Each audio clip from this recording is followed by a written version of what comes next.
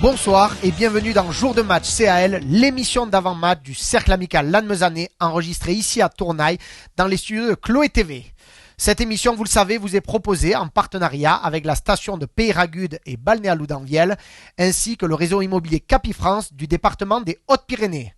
Nous sommes déjà quasiment à la mi-saison, à la 10e journée de ce beau championnat de National 2, l'avant-dernier match de la phase aller. Vous le savez, le week-end dernier, vos joueurs ont été faire la perf en allant s'imposer à Floirac sur le score de 20-25. Et à domicile, il y a 15 jours, vous y étiez, la victoire face à Limoges sur le score de 30-23. Et ce week-end, c'est un autre cadeau de la poule, la réception des Basques du Saint-Jean-de-Luz Olympique Rugby à 15h15 à François Sarrat. Passons au sommaire de cette émission avec pour commencer Olivier Pascarel qui nous parlera du mouvement Movember qui lui est et qui nous tient à cœur. Laurent Garcia, le directeur de la station de Peyragudes et de Balnéa-Loudunvielle, ainsi que Jérôme Guédé, le responsable du réseau immobilier Capifrance sur le département des Hautes-Pyrénées. Nous terminerons cette émission avec une touche de jeunesse avec les deux champions de France avec la sélection Occitanie, Paul Antichamp et Mathieu Curie. Démarrons tout de suite cette émission en parlant de l'opération Movember avec Olivier Pascarel. Démarrons cette émission avec la réception, ici dans les studios de Chloé TV, d'Olivier Pascarel, qui a été joueur au CA Lannemezan Rugby, un fervent supporter, mais aussi un partenaire avec la carrosserie Portillo de Lannemezan. Bonjour Olivier. Bonjour. Alors pour commencer Olivier, et avant de parler d'un sujet sérieux, pouvez-vous un peu vous présenter et nous dire quels sont vos liens avec le club local ? Alors moi je m'appelle Olivier Pascarel, voilà, j'ai une activité professionnelle de carrosserie peinture, j'ai une entreprise à Lannemezan que j'ai reprise il y a 10 ans, voilà, et je suis supporter et partenaire du club du CL. Alors au-delà du match de l'équipe Fagnon bien sûr ce dimanche, dont nous reviendrons ensemble un peu plus tard, nous vous avons invité sur ce plateau pour nous parler d'une belle cause et de cette opération que l'on appelle Movember. Racontez-nous un peu ce que c'est en quelques mots. Alors Movember, appelé aussi Novembre Bleu, c'est pour sensibiliser sur le cancer de la prostate et des testicules chez l'homme. Voilà. Donc c'est une action aussi qui permet de récolter des fonds pour la recherche et améliorer les soins des patients. Alors c'est une cause qui vous tient personnellement à cœur et vous êtes bien placé pour nous livrer ce témoignage aujourd'hui, racontez-nous. Oui, bon, alors moi je viens de terminer des thérapies pour m'a traité un cancer. Voilà, donc ce que je peux dire c'est que il faut pas attendre d'avoir mal, il faut pas hésiter à être dépisté, voilà. Le dépistage, dans de nombreux cas, j'imagine que quand il est effectué tôt, voilà. Ça c'est une maladie. Ce sont des maladies qui se soignent, donc il faut pas hésiter à y aller. Ouais, parce que plus c'est détecté de bonne heure et mieux ça se soigne. Voilà. Alors pour reparler un peu du sportif, car vous le savez, ce dimanche, il y a un gros match à François Sarrat, la réception de Saint-Jean. Comment trouvez-vous un peu cette équipe de Saint-Jean de Lannemezan, quasiment à la mi-saison? Est-ce qu'elle vous fait plaisir cette année? Oui, moi je trouve une équipe qui est plaisante à voir jouer. Je pense que c'est une équipe qui est assez homogène. Elle n'a pas toujours conscience de ses possibilités, donc on est capable d'aller chercher des matchs à l'extérieur et de perdre des matchs à la maison alors qu'ils sont à notre portée. Voilà, moi je trouve qu'ils font un bon parcours et je pense qu'on peut viser la qualif. Selon vous, vous qui êtes supporter mais aussi partenaire, vous avez les deux casquettes. Quels objectifs vous aimeriez que l'équipe aille décrocher en fin de saison? Est-ce que vous avez envie que cette équipe joue uniquement le maintien quand on voit la position de 5e au classement? C'est difficile à dire. Je pense que ça serait bien le maintien. Et après, cerise sur le gâteau. S'il pouvait y avoir une qualif, ça sera du bonus. Bon, très bien. Et bien en tout cas, merci beaucoup Olivier d'avoir été parmi nous. On le rappelle, l'opération Movember, destinée à faire parler de ce dépistage qui est capital. Vous l'avez dit. En tout cas, merci d'avoir été avec nous et on se donne rendez-vous dimanche pour le match. Merci, au revoir. Merci. Passons à la rubrique concernant nos jeunes et nos féminines. Alors justement, les cadets nationaux du Rassemblement Mont-Royal-Pyrénéen se sont imposés face à Blagnac sur le score de 17-3, tout comme les juniors nationaux du CAL qui l'ont emporté aussi face à Blagnac sur le score de 18-14. Lors de ce fameux match, troisième test match de l'équipe de France face au Japon, il y a eu des petits heureux, des petits et grands heureux, notamment dans les rangs du CAL, car les U10, les cadets et les juniors ont eu la chance de rentrer avec les joueurs, chanter l'hymne et être en gros les porte-drapeaux de ce match France-Japon. Une magnifique expérience, vous l'imaginez, sur la pelouse du stadium, et on en profite pour dire un grand merci aux encadrants. Concernant l'agenda de vos jeunes et de vos féminines pour ce week-end, ce samedi 26 novembre, demain, les cadets du Mont-Royal-Pyrénéen jouent à 14h30 contre le Rassemblement Balma-Kent au stade municipal de Balma. Les juniors jouent quant à eux à 16h contre le Rassemblement Somme à la plaine des Jeux du Ramierou, terrain 1 à Montauban. Et enfin, les cadettes affrontent quant à elles en match amical à 15h Pontac au stade François Méret de Pontac. Rubrique Espoir, qu'ont-ils fait lors de leur dernier match? Ils ont signé leur première victoire et on les en félicite. C'était face au leader Saint-Jean-de-Luz, une victoire magnifique à domicile sur le score de 18-15. Et on en profite de prendre un peu de temps pour vous donner la déclat du coach Stéphane Zampar qui vous dit une victoire qui n'est surtout pas le fruit du hasard. C'est la simple récompense logique de tout un groupe très jeune qui souffre depuis plusieurs mois. Grâce au travail intensif, au sérieux et à l'assiduité ces dernières semaines, il y avait du mieux dans le contenu de nos matchs avec des choses intéressantes et cohérentes. Nos joueurs n'ont rien lâché et nous avons abordé simplement la réception du leader Saint-Jean-de-Luz pour gagner ce match, tout simplement. À la mi-temps, le score était de 15-7. Nous avons donc travaillé sur l'aspect psychologique avec David Marc. Cette première victoire confirme que tous ces jeunes joueurs souhaitent progresser, mais elle n'est pas anecdotique non plus, car elle nous sert de base de travail solide pour la seconde phase, la suite de la compétition Espoir. Faites-nous confiance, nous allons continuer à travailler ensemble et positivement. Donc voilà, un grand bravo au nom du club et de tous les supporters à ce jeune groupe. Au niveau du classement des espoirs de ce groupe 3, il est dominé par Saint-Jean-de-Luz, Auch et Tyros. Nos joueurs ferment la marque, ils sont derniers avec 5 points, mais on compte sur eux pour vivre une belle fin de saison, une deuxième belle partie de saison. Les espoirs jouent justement à 16h30 demain samedi contre Auch. Je vous l'ai dit, son premier ex-aequo au stade Jacques Fouroux d'Auch, donc n'hésitez pas à aller les supporter demain. Partons à présent discuter avec les deux partenaires de ce match, CAL Saint-Jean-de-Luz. À l'occasion de la réception de Saint-Jean-de-Luz, le premier partenaire de ce match de haut de tableau, est la station de ski de Peyragudes et la société Balnéa de Génos-Loudanvielle. Et je suis ravi d'avoir ici en plateau le directeur Laurent Garcia. Bonjour Laurent. Bonjour. Alors Laurent, depuis quand supportez-vous le club de Lannemezan? Quels sont un peu vos liens avec le club local? Je crois qu'entre Peyragudes, Balnéa et le club de Lannemezan, c'est une longue histoire d'amour qui a commencé il y a de nombreuses années. On a un plaisir, bien entendu, d'avoir accompagné cette équipe depuis mes prédécesseurs qui ont été les pionniers de ce partenariat qui dure et qui perdurera encore pendant longtemps, j'espère. Alors justement, pourquoi avoir choisi de soutenir le club local, notamment tant avec la station de Peyragudes que la société Balnéa de Génos-Loudanvielle? Un lien de proximité géographique, bien évidemment. Nombreux sont ceux qui, en Vallée du Louron, côtoient depuis longtemps le club de Lannemezan, et je pense notamment à Michel Pellieu, bien évidemment, à Noël Lacaze, mon prédécesseur, qui lui a œuvré pour ce partenariat.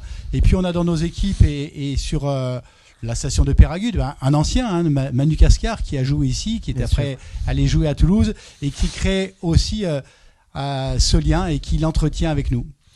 Alors bien sûr, la station de Peyragudes, Balnéa, Génos-Loudanvielle, tout le monde connaît, mais dites-nous un peu plus, vous, avec vos mots que vous connaissez si bien. Allez-y.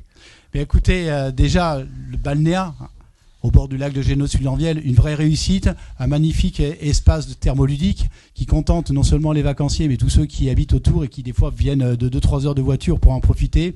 Bien, les bains en eau thermale, l'espace Midi-Bétain. Et à partir de l'hiver qui arrive, on verra en février, l'arrivée des bains olympiens. C'est une piscine de 25 mètres de longueur, 15 mètres de large, et qui va compléter la panoplie des équipements sportifs que propose la vallée, avec son terrain de rugby, Valgora, vous l'avez pratiqué également. Demain, le bassin olympien. Et puis, l'Institut du sport qui va arriver courant 2023, qui va couronner tout ça pour être dans un vrai esprit d'équipe en Vallée du Luron. Et la station de Péragude, avec plein d'activités également, j'imagine. La station de Péragude qui cette année va avoir quelques nouveautés. On va en parler ensemble. Mais surtout, c'est une vraie station bien installée, une vraie garantie neige avec toutes les enneigeurs qui équipent notre station, 1600 mètres d'altitude. Et puis Skyval, qui depuis quelques années maintenant, depuis 2019, permet de se garer à Loudanvielle, de profiter directement d'un accès aux pistes par cette télécabine. Et on est ravis de le faire profiter à nos clients, été comme hiver, en VTT beaucoup pendant la saison d'été. Alors justement, vous en avez soufflé quelques mots. Racontez-nous un peu cette nouveauté avec une extension du domaine skiable. Comment vous allez gérer ça? Dites-nous. Écoutez, on a commencé par des travaux cet été. Bien entendu, ça fait suite aussi à des études préliminaires, mais on est très content de pouvoir proposer du ski qui va permettre aux skieurs de monter depuis l'arrivée du Cerdoumage, de remonter jusqu'à 2400 mètres d'altitude. De là, ça pourra faire jusqu'à 1000 mètres de dénivelé de descente par la Super Vallée Blanche ou de descente sur un secteur de freeride qui va vraiment ouvrir cette année avec 3 pistes itinéraires balisées en noir pour des aficionados du ski, donc vous faites peut-être partie. Et je sais que par ici et dans les fidèles du club, ils sont nombreux à pratiquer le ski. Donc il faut venir découvrir cet espace-là, desservi par un téléski qui vient d'être construit et qui va s'intégrer totalement dans l'environnement naturel et nous permettre d'agrandir le domaine skiable par le haut, là où la neige est naturellement bonne. En tout cas, que ce soit pour la station ou pour Balnéa, ça donne déjà envie d'y être et de venir s'amuser chez vous.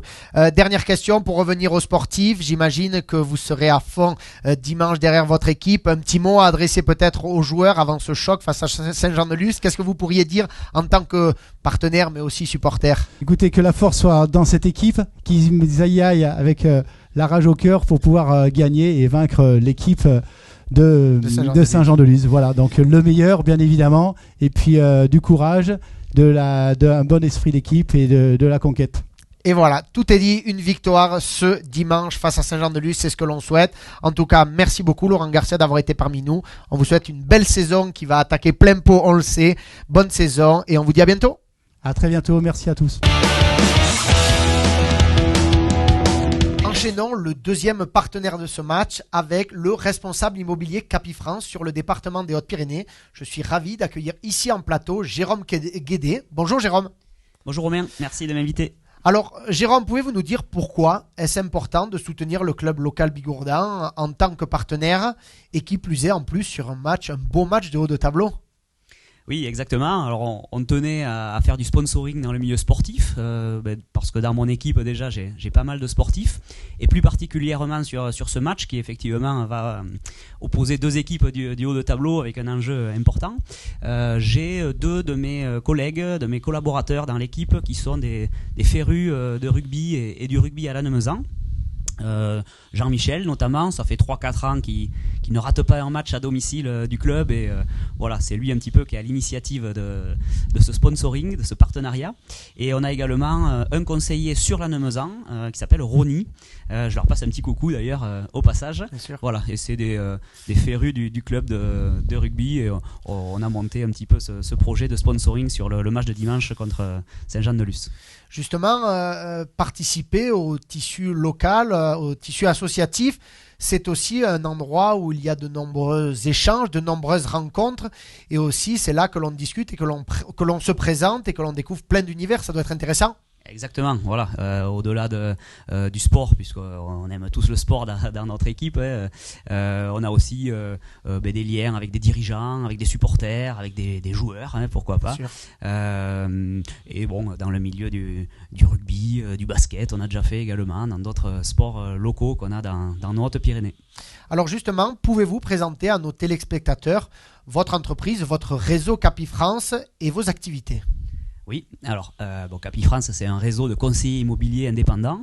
On vient de fêter notre 20e anniversaire cette année, donc en grande pompe, puisque c'était en plus à Monaco. Ah oui. Voilà, donc très sympa. On est un groupe de 3000, un peu plus de 3000 conseillers immobiliers sur tout le territoire. Et moi, j'ai en charge personnellement la responsabilité des départements du Gers où je réside et des Hautes-Pyrénées, les voisins tout proches. Voilà, ce qui représente environ une cinquantaine de conseillers immobiliers sur le secteur. De votre côté, vous ne venez pas d'arriver. Ça fait combien d'années que vous êtes chez Capifrance ? Oui, je fais un petit peu partie des anciens. Ça fait ma 14e année au sein du réseau Capifrance. Voilà, donc sur 20, hein, comme on a dit tout à l'heure, donc ça commence à dater. Donc, vous avez vu l'évolution de la société. Exactement. Et j'imagine que l'ampleur et la notoriété de Capifrance n'est pas la même il y a 20, 14 ans que maintenant. Ah oui, exactement. Voilà, on a pris beaucoup de notoriété. Quand j'ai débuté, on nous demandait souvent qu'est-ce que vous faites, Capifrance. Oui. Bon, au jour d'aujourd'hui, on est connu, même reconnu. On a des spots télé et localement, effectivement, on participe au tissu un petit peu local dans le milieu associatif, sportif ou autre. Et voilà, on est une équipe très dynamique et de plus en plus nombreuse. On maille pas mal le territoire des Hautes-Pyrénées notamment, puisqu'il y a une trentaine de conseillers sur le département. Pour revenir aux sportifs, trouvez-vous qu'il peut y avoir un lien, des parallèles entre le monde du rugby, le monde sportif, mais ici on est au rugby, et le monde de l'immobilier ? Oui, c'est effectivement quelque chose c'est un parallèle souvent qu'on fait entre une rencontre sportive et une vente immobilière. On peut dire que pour nous aussi c'est un match, en quelque sorte, une vente immobilière. C'est alors pas un combat, il faut pas le voir comme ça peut-être, mais un match en tout cas où le but est de parvenir à nos fins. Alors des fois effectivement, il y a des adversaires, il y a des embûches.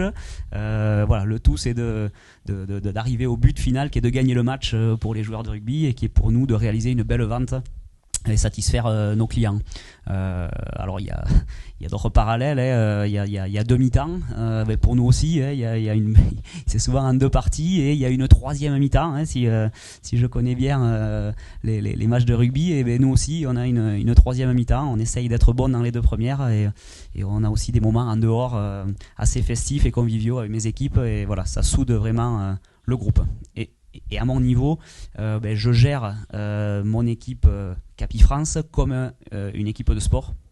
Voilà, c'est-à-dire qu'on a des préparations, nous aussi, des formations, le match en lui-même et de la détente un petit peu aussi en dehors. Voilà. Et d'ailleurs, dans mon équipe, j'ai pas mal de sportifs ou d'anciens sportifs, alors pas tous au niveau du club de rugby de Lannemezan, mais à leur niveau, tout le monde a plus ou moins fait du sport et j'aime bien cet esprit de partage, d'entraide, de collaboration entre nous. Justement, les sportifs, vous l'avez dit, vous en avez de nombreux dans votre équipe et dans le réseau immobilier, il y en a beaucoup.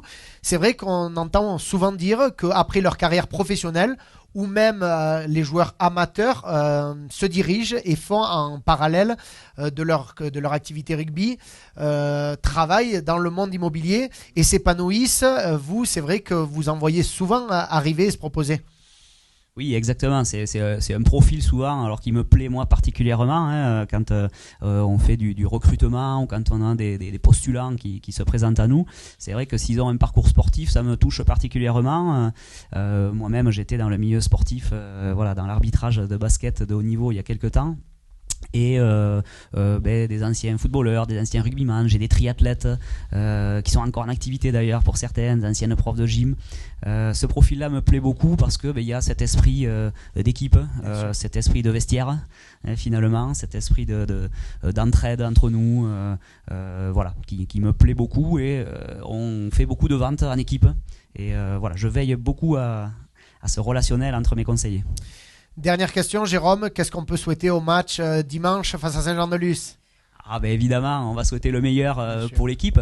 J'ai vu que c'était le 4e contre le 5e, si je ne me trompe pas, et le haut de tableau est tout proche. Voilà, donc les places d'accession sont atteignables et ça promet une belle deuxième partie de saison et j'espère des bons matchs à venir encore. Voilà, on a tenu à être sur ce match-là parce que effectivement, on joue pas contre un bas de classement où il y a moins d'enjeux. Voilà, il y a un enjeu important.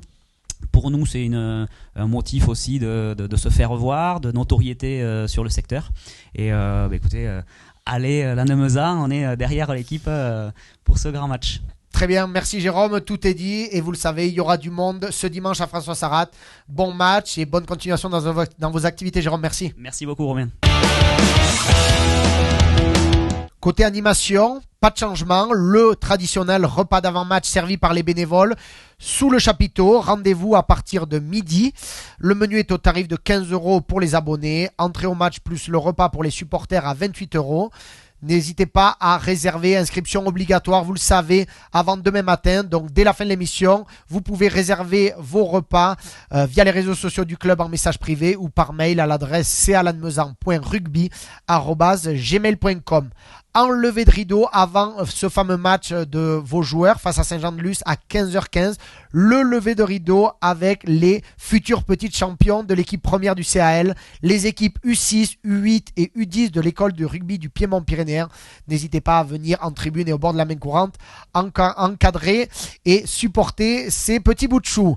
Comme d'habitude, à l'entrée du stade, le stand de la boutique avec plein de nouveaux produits. Si vous n'êtes pas encore venu lors des derniers matchs, venez voir ça.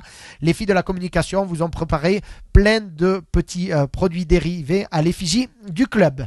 Terminons en beauté cet épisode en allant jeter un œil sur la belle jeunesse du CAL avec 2 juniors nationaux qui se sont illustrés et qui sont ils sont auréolés d'un magnifique titre de champion de France avec la sélection Occitanie.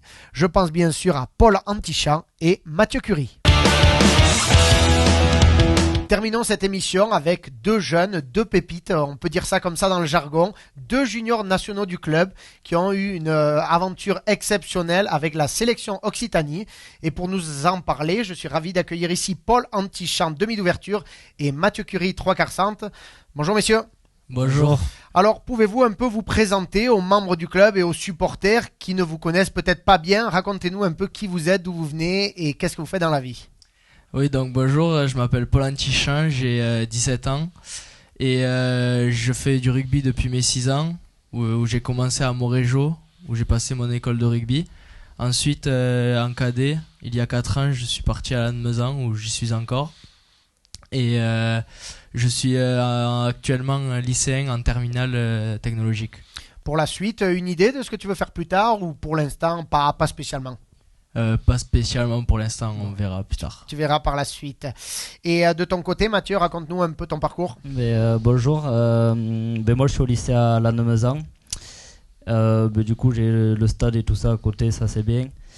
Et donc d'un point de vue rugbystique, j'ai commencé le rugby à Saint-Lary. Puis fin de la catégorie U12, j'ai rejoint Lannemezan. Et du coup j'y suis resté jusqu'à junior là. Et toi de ton côté Mathieu, une idée de ce que tu aimerais faire plus tard, une voie ou pas encore là, vous prenez les études et vous avancez, vous verrez un peu plus tard? Moi j'ai plusieurs idées, soit CRS montagne ou un peu plus centré dans le sport, je sais pas encore. D'accord, très bien. Alors Paul, démarrons avec toi. Comment avez-vous appris votre sélection, la sélection Occitanie? Est-ce que vous avez participé à des stages auparavant? À quelle compétition avez-vous participé? Alors je l'ai appris par mail, on m'a envoyé un mail, donc j'étais très content, surtout que j'étais pas tout seul, donc on l'a appris tous ensemble et c'était cool. Et ensuite, non, c'est la première fois que ça m'arrivait. Donc j'étais super stressé, content, plein d'émotions qui me sont venues. Et c'était très... Il y a eu des stages, il y a eu des entraînements, des sélections, ou pas du tout? Ils se sont basés sur les performances, des détections lors de vos matchs en club pour vous sélectionner? Alors oui, il y a eu quelques entraînements où on a participé, où il y avait plusieurs sélections. Et ils ont réduit à chaque entraînement et au final on est arrivé à 22 joueurs. Alors Mathieu, peux-tu nous raconter, il y a eu une première phase de qualification à laquelle vous avez participé. C'était où et comment ça s'est passé? On a joué le premier tournoi à Castanet. Et au début, il y a eu des débuts un peu compliqués parce que on avait une bonne équipe, mais la mise en route, on n'a pas eu beaucoup d'entraînement et tout ça auparavant. Donc la mise en route a été un peu compliquée et difficile. On s'est fait avoir contre le match Île-de-France qu'on a perdu de très peu. Mais au final, on a réussi quand même à sortir premier avec, vu qu'on a soigné le goal average et on est passé premier grâce à ça. Et donc un début difficile, mais au final tout ça s'est bien fini et ça s'est bien déroulé pour la suite. Sur cette sélection Occitanie, vous êtes des joueurs donc vous êtes tous les deux des juniors du CAL. D'où proviennent les autres joueurs? De quel club? Il y en a d'un peu partout. Dis-nous quelques exemples. Ouais, il y avait des joueurs qu'on rencontre le week-end, vu que des joueurs de notre poule. Donc par exemple des joueurs qu'on a joué ce week-end là contre Blagnac. Oui. Il y en avait 3. Oui. Après il y en a du Cœur Toulousain, le rassemblement qui rassemble les joueurs du stade et tout ça. Oui. Et après un peu de partout, de Pamiers, de Montpellier, Millau, un peu partout dans l'Occitanie, quoi. Alors vous avez validé cette qualification du côté de Castanet et les finales c'était à Paris et le titre, comment ça s'est passé? Raconte-nous Paul, ça a été un week-end magique, donne-nous des détails. Ah oui, alors ça a été un magnifique week-end où on a déjà acquéri une cohésion avec des gens qu'on connaissait pas, donc on a appris à connaître et des gens super. Ouais. Ensuite niveau rugbystique on a très bien joué, on a été très bon. D'ailleurs on ressort invaincu. Vous jouez quelle équipe par exemple? L'Île-de-France qu'on a rejoué, ouais, qui se sont qualifiés avec nous, et la Bourgogne aussi, donc on a gagné nos 4 matchs du week-end qui se passait le samedi et le dimanche, et champion de France c'est une sensation qu'on rêve tous. Bien sûr. Et j'espère le connaître aussi en club. Bien sûr, lever un bouclier, alors en sélection c'est magique, mais lever un bouclier avec ses copains, de jouer tous les dimanches, ça doit être encore au-dessus. Mais j'imagine que tu t'es fait des nouveaux potes et que tu serais ravi d'aller rejouer avec eux en sélection ou ailleurs plus tard, j'imagine. Ah oui, c'est sûr. Mathieu, raconte-nous un peu qu'est-ce que tu as pensé du niveau sur ce tournoi final à Paris. On le rappelle, c'était le tournoi de l'Amicale Destination. Les équipes finalistes étaient rassemblées lors de ce week-end. Ça devait être un beau niveau, un niveau encore au-dessus que vous jouez tous les dimanches ou les samedis en club. Oui, le niveau il était très élevé puisque en effet c'était les équipes qui se sont qualifiées du premier tournoi. Oui. Qui sont ressortis vainqueurs et donc le niveau était très élevé, donc on a rejoué Île-de-France qu'on avait perdu 2 fois à la maison et qui chez eux ça n'a pas été facile parce que déjà on est arrivé, on avait tous les supporters et tout ça à dos et donc l'ambiance n'était pas à notre faveur, mais on a réussi à rester soudés et tout ça, et au final on les a gagnés 2 fois chez eux et donc voilà. Mathieu, justement, comment se passe votre saison avec les juniors cette année du CAL? Raconte-nous un peu votre début de saison. Le début de saison il se passe bien puisque on a perdu qu'un match à l'extérieur contre le Cœur Toulousain, donc on peut avoir des regrets parce qu'on aurait mérité peut-être de gagner peut-être, mais on est quand même rentré avec un point de bonus défensif. Et sinon le début de saison se passe bien, on a joué ceux qui sont en haut de tableau, on va dire. Oui. Va falloir rester faire attention parce qu'on joue les équipes de bas de tableau et on va essayer de prendre des points, mais ne pas tomber dans les pièges, et sinon non, la saison se déroule bien pour l'instant. Paul, un dernier mot. J'imagine que cette sélection que vous avez vécue tous les deux, vous en êtes ressortis grandis, mais je pense que vos partenaires de jeu du week-end au CAL, ils sont aussi pour quelque chose. Si vous vous êtes fait repérer, est-ce que vous auriez tous les deux un petit mot à leur dire? Qu'est-ce que tu aurais à leur dire, Paul? Alors oui, déjà les remercier et qu'on continue de jouer comme ça, parce que là on commence à rentrer vraiment dans un bon jeu et ça se voit sur le terrain d'ailleurs. Vous vous régalez? On se régale. Dernière rubrique, vous avez la parole. Quelqu'un vous a posé une question à tous les deux.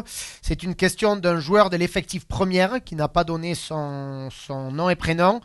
Vous tarde-t-il un jour de vivre votre première cape avec l'équipe 1? Et surtout, est-ce que vous tenez à votre belle chevelure? À très vite les jeunes et bravo pour le bouclier. Est-ce qu'il vous tarde? Alors oui, c'est sûr, c'est un rêve de jouer en première. Après, on pense déjà à monter en espoir et essayer de jouer en espoir déjà, et après on verra par la suite. Et pour les cheveux? Oh, ça, je pense pas y toucher de sitôt, parce que j'y tiens quand même.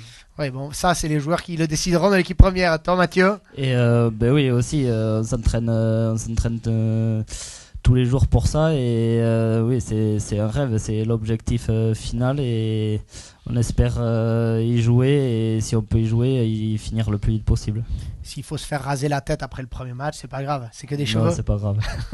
Bon, en tout cas, merci beaucoup à Paul et Mathieu, les champions de France avec la sélection Occitanie lors du tournoi de l'Amicale Destination. On vous souhaite, avec vos coéquipiers et vos encadrants, une très belle deuxième partie de saison et peut-être d'autres belles surprises avec la sélection. Merci messieurs. Merci beaucoup, merci. Merci à toutes et à tous d'avoir suivi cette émission numéro 1, jour de match consacré à la réception de Saint-Jean-de-Luz. Merci à nos partenaires de cette rencontre, la station de Peyragudes, Balnéalou d'Anvielle et le réseau immobilier Capifrance des Hautes-Pyrénées. Vous le savez, je le répète de week-end en week-end, vos joueurs comptent sur votre soutien comme lors de tous les matchs sur le plateau, surtout face à cette équipe basque qui reste sur 4 succès de rang. Rendez-vous demain à 19h pour échanger avec Axel Bertrand, l'ostéopathe des équipes seniors du club, Sermias, le manager de Saint-Jean-de-Luz, et enfin Thomas Mamou et Bilal Dikal, 2 recrues, 2 piliers qui viennent d'arriver en Bigorre. Mais avant cette émission, n'hésitez pas demain à aller encourager nos jeunes et nos féminines. Bonne soirée et à demain, 19h.